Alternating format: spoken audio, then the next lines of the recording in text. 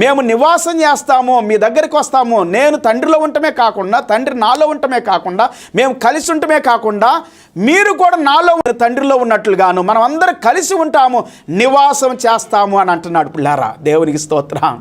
దేవుడు మన యొద్ద నివాసం చేస్తానంటున్నాడండి. పరలోకపు తండ్రి యేసు క్రీస్తు ప్రభు పరిశుద్ధుడు, నీతిమంతుడని దేవుని వాక్యాలు సెలవిస్తామని. పిల్లారా, యేసు క్రీస్తునందు విశ్వాసం నిత్య జీవాన్ని ఇస్తూ ఉంది, రక్షణ ఇస్తూ ఉంది, పాప క్షమాపణ ఇస్తూ ఉంది. మన జీవితంలో అశాంతిని, చీకటిని, అలజడుల్ని, ప్రతి విధమైనటువంటి రోగము, వ్యాధి, బలహీనతలు అన్నిటిని దూరం చేస్తూ ఉంది, మనకు విడుదలనిస్తూ ఉంది. హల్లెలూయా. అద్భుతమైనటువంటి మాటలు కదండి. 12వ అధ్యాయం 44-45 వచ్చిన సెలవిస్తూ ఉంది.